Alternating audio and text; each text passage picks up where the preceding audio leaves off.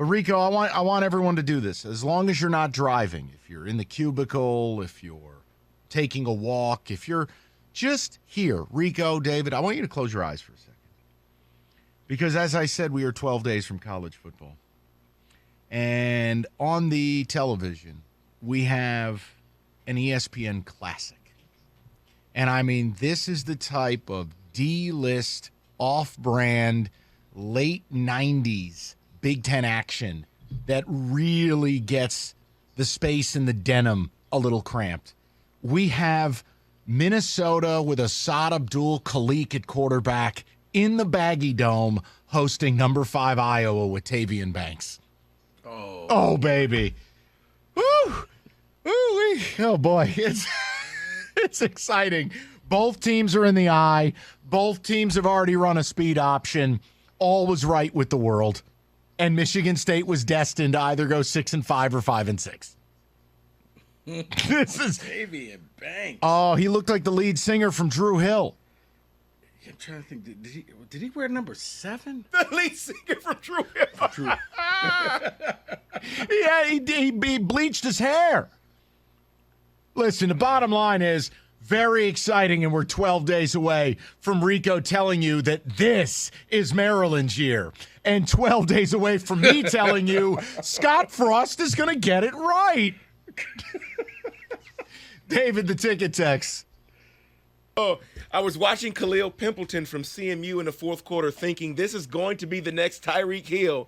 Then I remember this is Detroit preseason football. Was that from Jim Costa with his wrist cast? Yeah. Someone says Tom Kennedy equals Cooper Kupp. Cooper Kupp equals Tom Kennedy. It's the safe space. No. Yeah. No. John in Clinton Township, good afternoon, guys. Hold on.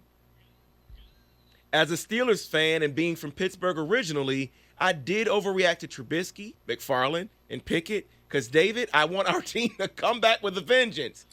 David, I was too, but come on now. Are you seeing the reports that basically it's a competition that's not a competition at quarterback? Yes. Like there's no chance in HELL hell that Pickett gets that gig. Correct. That would frustrate me. And it kind of showed. They didn't play him a lot. No. And he played with the fourth stringers. Yeah, so. we'll see him by week 5. Probably. My overreaction I came back from after the first drive, I was saying this is the best offensive line in the league. That is from Cam. You know what, Cam? I can see that. Cam, I'll be honest with you. Even though it's an overreaction, it doesn't mean it's false. Their offensive line could be elite this year. It really could.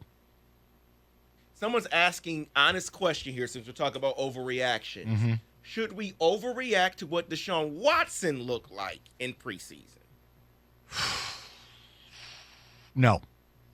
But the chants from the crowd and the performance on the field, what's hanging over his head, the league, I don't know, Rico, you can slap me around on that one. I just kind of feel like, I don't know, man. That was rough. But yeah, he also hasn't played in like 10 years. Right there, Mike. He hasn't played in a long time. That's a lot of rust. He was going to look bad. That's why he may be gone for at least 8 games. Yeah, they're going to play. Unlike most teams that never play their starting quarterback, he has to play every preseason snap because other than these 3 games, he's not going to get anything else for half a season. David, one more, we get to the phones. Yeah, sure. Mike is surprised that David, the guy who makes his kids watch 40 hours of NFL Combine coverage, overreacted to the preseason. No, it's a safe space. Here, you want my overreaction that I had to check myself on? I was about to say, I got one. Can we say, Desmond Ridder is going to be the offensive rookie of the year? I don't understand why Atlanta doesn't just play him. They're terrible. Why are you playing Marcus Mariota? What's that doing? Because the second you go to Ridder, you're saying we're only going to win 3-4 games this year. Exactly They're right. going to do that anyway. Exactly right also. Here's right, but Atlanta's believing that, hey, we got a guy who can go out there and win us 8-9 games and maybe we can compete for a wild card in the playoffs. Crack Does kills. that sound familiar? Yeah, crack kills. Yeah, Here's that my sounds familiar. overreaction, and I admit it, and I have to check myself. A, the Giants should be starting Tyrod Taylor. B, Kenny Galladay's dead. Kenny Galladay is just washed. Well, here's mine. The Packers may have a problem with Jordan Love. He's not good. In other news, water wet, sky blue. Yeah, he's not good. I'm watching that game, and like Jordan Love looks lost, and he's going up against the scrubs of the 49ers. And it's year 3. Yeah. Brandon's in Woodhaven. Maybe time to cut bait. Yeah. Let's go, Brandon. What's going on, buddy? How you guys doing? Good, man. So let's get excited. Swift's definitely hitting that 1,000-yard mark, and the Lions are going to put up 21 to 28 points a game, and that's enough for our defense to win us games. No. We're going 9-0. Rico, take over. We're going past 1,000. I'm saying Swift for at least 1,600 yards. 1,000's too easy. Brandon, listen to me. No disrespect, you can't throw out a 7-point range in offensive production. There's a big difference between 21 and 28. That's like a 5-win difference. Well, that's Campbell's aggressiveness. Instead of going, kicking the field goal in the red zone, let's just go for it. We got to make this exciting, right? Yeah. Hey, look, if they end up, if they can get out and get damn near 28 points a game, you're going to have a lot of fun this year. But if you go out and score 21, there's a cavernous difference there. As far as the Swift thing goes, look, man, we're just making some jokes and having some fun. The reality is, you guys know, I believe scrimmage yards, receiving, rushing, the whole deal. Yeah, this is a guy who can get you 1,600 plus. 100 scrimmage yards a week, a big factor, a guy who dictates what's going on. He's got to stay healthy. And Rico's going to win the argument because he hasn't. But he's got to stay healthy. And if he does, I think he's going to have a huge year. I don't like when you do that because you make it seem like I'm rooting for him to get hurt. Well, I'm not. We all know the issues you've had with DeAndre, so I just try to stay away from it. I have no problem with him. I'm trying to tell him and his father, I have no problem with your son. I know. I'm rooting like hell for him because I never get players I like here. It never happens. John's up next. What's up, Johnny? Hey, how you guys doing today? Good, buddy. Hey. Listen. My first overreaction was that Devin Funch is going to be all pro. Oh, God. No, I mean, come on, you saw the leap. That's ridiculous. But you guys are having fun today, so I thought I'd have some fun too. But you caught yourself in the moment, didn't you? Oh, sure. But I mean, watching him catch that touchdown pass and then jumping over somebody on the field. But at the same time, I realized he's not the same receiver he used to be. He's a lot slower.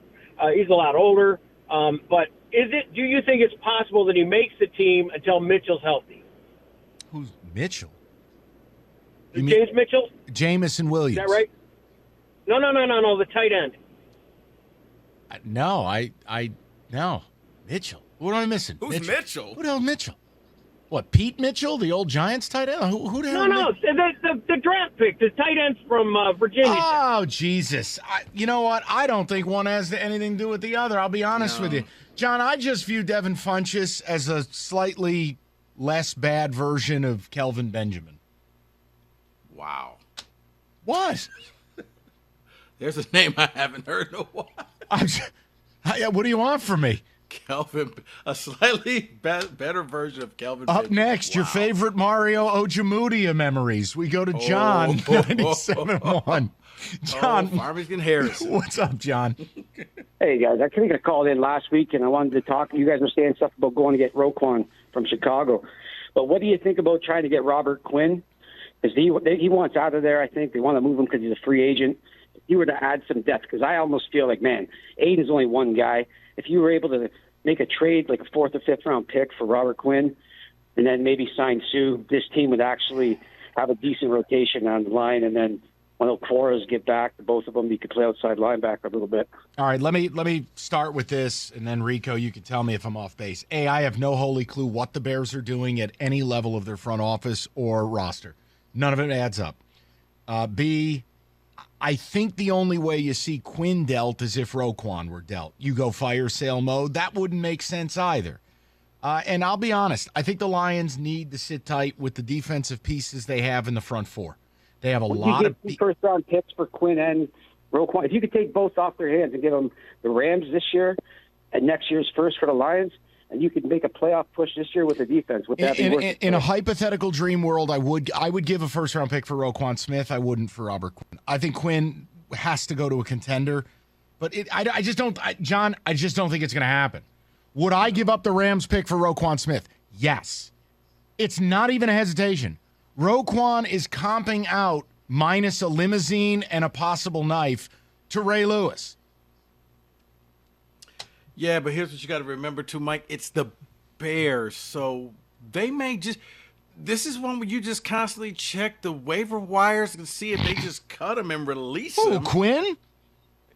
No, Roquan. No, stop no it. way. What is the matter once with again, you? No, I'm saying the Bears are not the smartest Did team. you drink the worm? What the hell is going on here? The Bears are not the smartest team, Mike. I'm saying you never know what they're going to do because I don't think they know what they want to do. You give up That's what I'm first-round saying. pick? It's You give up a something you first-round monitor. pick and a 5-year, $75 million contract, Roquan Smith? Would you do it? Would I do it? Mm-hmm. I would do it. Hell yes.